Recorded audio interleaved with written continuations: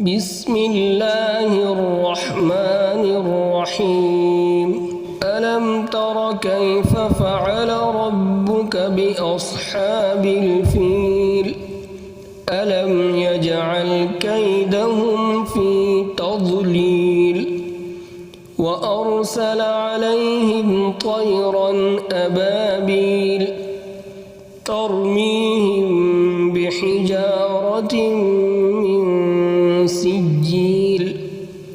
فجعلهم كعصف مأكول بسم الله الرحمن الرحيم لإيلاف قريش إيلافهم رحلة الشتاء والصيف فليعبدوا رب هذا البيت الذي أطعمهم من جوع وآمنهم من خوف بسم الله الرحمن الرحيم أرأيت الذي يكذب بالدين فذلك الذي يدع اليتيم ولا يحض على طعام المسكين فويل للمصلين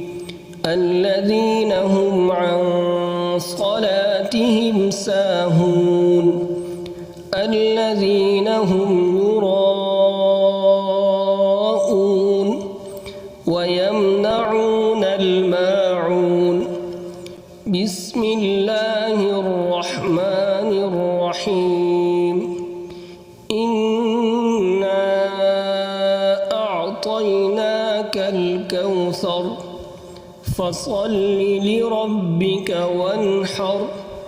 إن شانئك هو الأبتر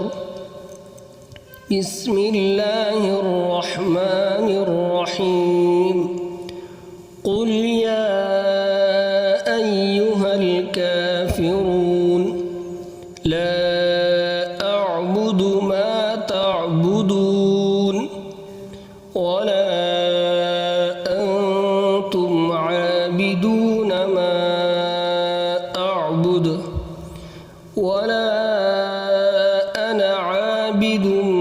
ما عبدتم ولا أنتم عابدون ما أعبد لكم دينكم ولي دين بسم الله الرحمن الرحيم إذا جاء نصر الله والفتح ورأيت الناس يدخلون في دين الله أفواجا فسبح بحمد ربك واستغفره إنه كان توابا بسم الله الرحمن الرحيم تبت يدا أبي لهب وتب ما أغنى عنه ماله وما كسب سيصلى نارا ذات لهب وامرأته حمالة الحطب في جيدها حبل من مسد بسم الله الرحمن الرحيم قل هو الله أحد الله الصمد لم يلد ولم يولد ولم يكن له كفوا أحد بسم الله الرحمن الرحيم قل أعوذ برب الفلق من شر ما خلق وبلق ومن شر غاسق إذا وقب ومن شر النفاثات في العقد ومن شر حاسد إذا حسد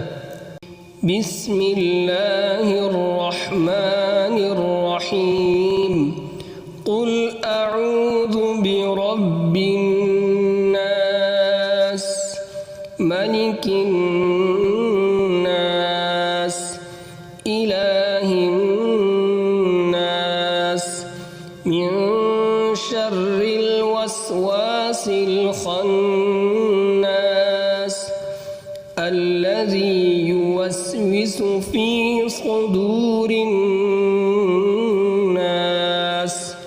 من الجنة والناس